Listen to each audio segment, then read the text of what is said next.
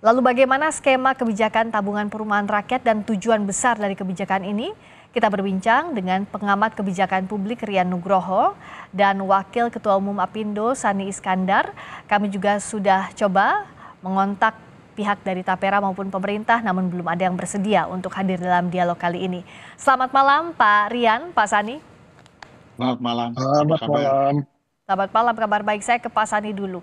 Tadi Apindo tegas menyatakan menolak kebijakan ini. Dari sisi memberatkannya seperti apa kalau dari Apindo? Ya, jadi mungkin bahasa yang lebih tepat. Tadi saya ngobrol dengan Ibu Ketum, Bu Sinta. Jadi pengertian menolak itu yang kita tolak adalah kalau kita itu membayar iuran itu 2 kali untuk hal yang sama. Dalam hal ini adalah untuk tabungan karyawan untuk mendapatkan perumahan. Jadi sebetulnya kita ini mendukung untuk karyawan punya rumah dan segala macam untuk iurannya juga. Namun kalau yang diiur itu 2 kali, tentunya itu kan ya tidak tepat ya. Jadi memang ya kalau Presiden menyampaikan semuanya sudah dihitung dan sebagainya, ya saya berharap masukan ke Presiden ini harus yang pas. Karena apa? Dari dulu standpointnya Apindo jelas, jadi memang kita ini sudah para pekerja maupun pelaku usaha ini kan sudah mengiur, itu yang namanya khususnya kalau dikaitkan dengan iuran perumahan rakyat itu adalah iuran BPJS Ketenagakerjaan, Ya, di mana di situ ada unsur jaminan hari tua dan di unsur jaminan hari tua itu ada manfaat layanan tambahan oke. atau MLT. Konon ceritanya, bukan ceritanya, ini data yang tadi saya konfirmasi dengan BPJS TK, Ya, itu dari total iuran yang 700 T sekian, itu khusus untuk yang CHT, itu sudah terkumpul 400 triliun lebih dan 30%-nya itu yang sebetulnya bisa untuk manfaat layanan tambahan untuk perumahan, itu 138 T. oke. Itu duit itu besar sekali. Jadi harusnya itu yang diambilkan dari situ, itu Ya, jatahnya karyawan. Jadi ya. jangan kemudian sekarang pekerja dan pemberi kerja ini diminta bayar iuran lagi yang namanya tapera. Tapera, iya. Seperti Oh, itu. oke. Nah, dari Pak Rian, dengan adanya kebijakan Tapera 3% ini Anda menilai juga tidak efektifkah seperti yang Pak Sani sampaikan? Kan komponennya sudah ada di BPJS Ketenagakerjaan, kenapa harus bayar double, dipotong double begitu? Begini, kami dari Masyarakat Kebijakan Publik Indonesia, MAKPI ya, kami juga belum pernah diajak untuk ikut mendengarkan kebijakan itu. Sebenarnya hal yang paling penting bagi kita adalah jangan sampai presiden itu udah menaikkan sebuah kebijakan, terus kemudian ditarik lagi. Ini Ya. kan ini kan kasihan presiden. Saya kira bahwa presiden sangat melindungi para anggota timnya sehingga Pak Presiden mengatakan sudah dihitung. Tetapi hitungan kami tidak ke sana.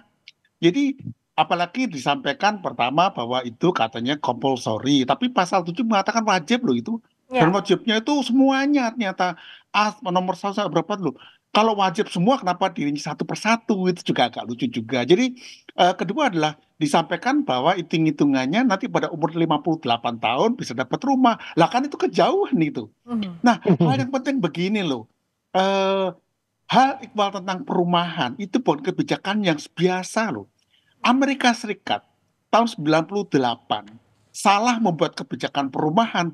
Tahun 2008 itu Wall Street collapse loh itu. ya, Gara-gara CDO itu. Jadi inilah yang kami teliti di MAKPI sebagai namanya kutukan kebijakan 10 tahunan. Tahun 88 kita bikin Paktu 88, 98 kita kolaps loh. ya, Jadi di dalam komunitas kami selalu mengingatkan, tolong kalau berkebijakan hitung 10 tahun ke depan apa akibatnya.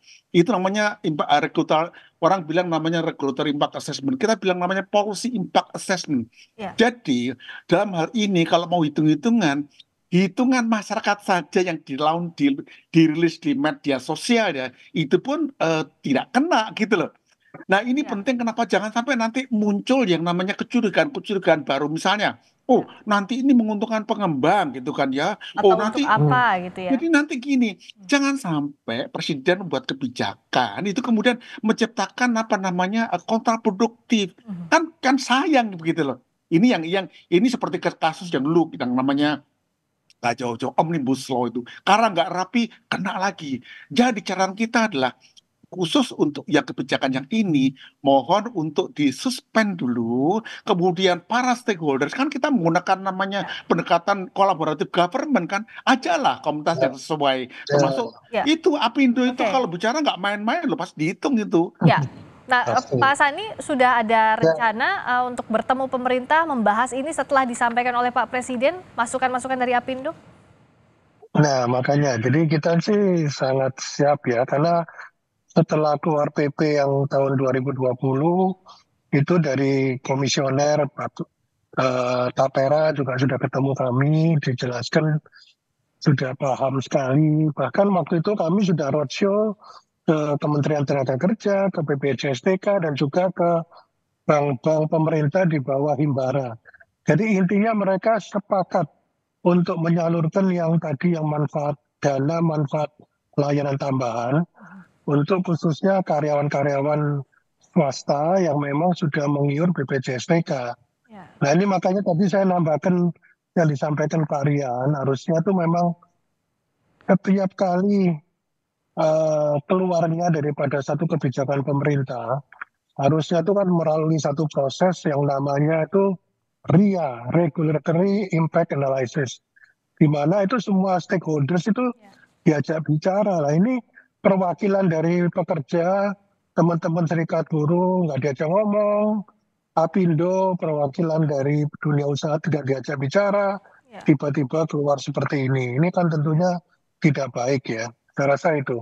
Ya, dan Pak Rian, ini kan yang menjerit terutama untuk selain pelaku usaha juga pegawai yang kelas menengah tidak dapat bansos, tapi juga banyak potongan-potongan dari gajinya ditambah dipotong lagi 3% dari tapera itu jumlah yang sangat besar begitu.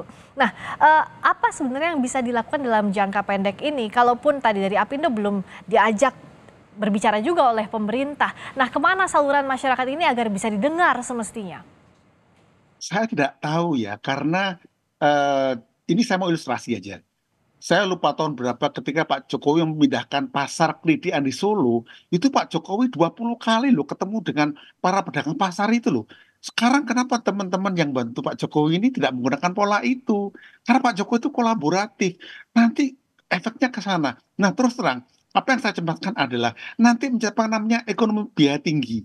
Baik pengusaha kena, kemudian memotong yang namanya kesejahteraan. Jadi akan muncul kecurigaan baru. Nah, kalau perihal kemana akan disampaikan, saya juga bingung.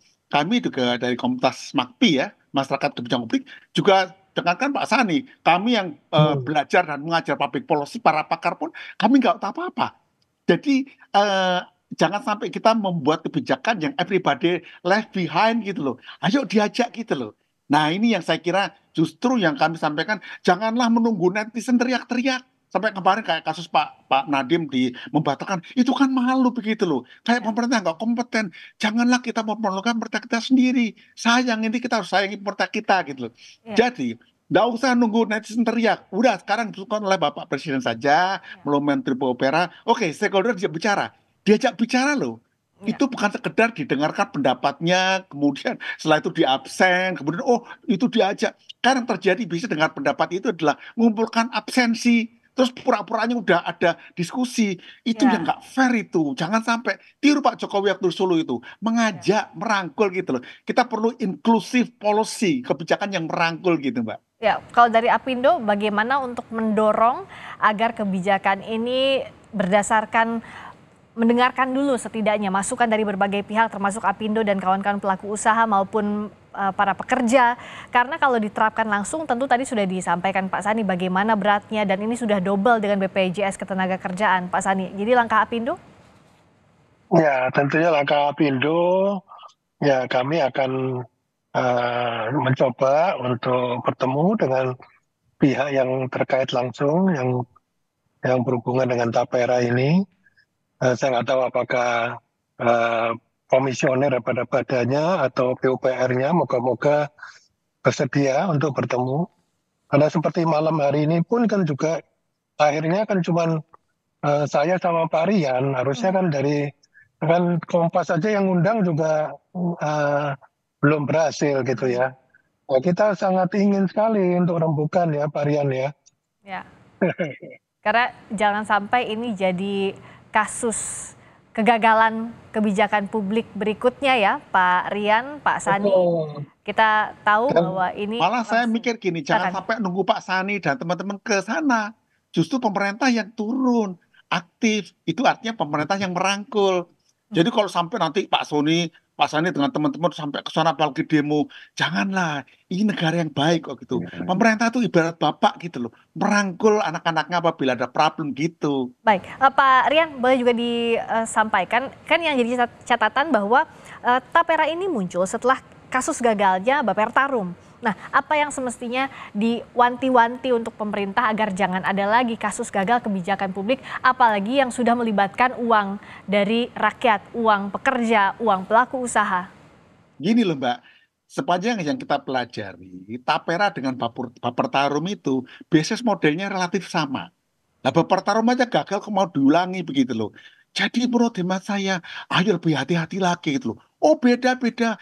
Ah sudahlah kita nggak mau berdebat saja. Yang penting ada yang namanya kemiripan model bisnisnya. Jadi itu akan terjadi kasus lagi ke sana. Kasihanilah pemerintah yang akan datang yang memimpin negara ini nanti jadi problem lagi. Jangan kita buat ganjilan-ganjilan lagi, jangan tambah masalah lagi. Jadi hemat saya, suspend lah itu 2 bulan, 3 bulan, ajaklah berbicara teman-teman yang terkait. Saya yakin kalau prosesnya baik, hasil baik. Ingat ya, yang namanya proses tidak pernah mengkhianati hasil. Itu prinsip di dalam manajemen mutu itu.